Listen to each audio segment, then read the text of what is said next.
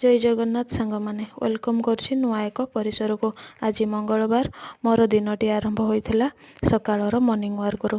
आज उठिबा परे हठात मन हैला टिके चलाबुला करिबा पई, सेथिपई फटाफट बाहरी गली आउ आरंभ करदेली। सकाळर सूर्य को देखिबा परे भारी भल लागिला। शीतुआ सकाळर टिके टिके खरा देह को बहुत शांति प्रचुर्य मने होथिला। आपण मानकु मु मोर निजर डिटेल्स कहि नाही आउ कहिबा पई भी टाइम पाई नहीं, तो मोर निजर डिटेल्स केबे आउ केबे देदेवी। तो सर्टकट रे खाली कहि दउछि आमे दुई जण भुवनेश्वर रे रहूछु घर भड़ा नहीं कि। तो सकाळु जाइथिले बुलाबुली करबा पई, किछि मन हैला साग को देखि बहुत मन हैला, सेति पई साग टिके धरिक पळि आसिले आउ एठी आसिक घरे आरंभ करदेली सागर प्रस्तुति।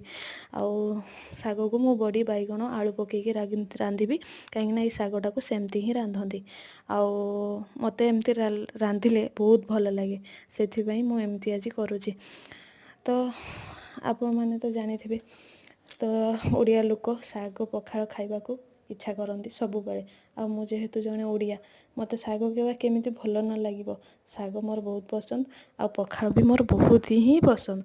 जे कोनसी समय रे मते पखाळ बहुत भल लागे, सेति पई मु पखाळ टिके आज खाइबी।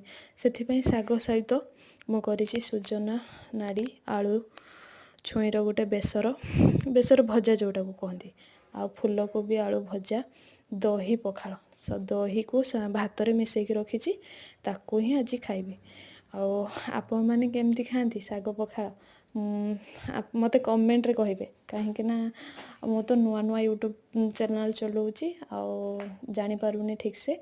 आपण माने कहिबे साग पखाळ आपण माने केमती खांती, आ मो सहित वीडियो भी शेयर करिवे, मु भी देखिबी आपण माने केमती खांती। आप जय हिली, जय जगन्नाथ।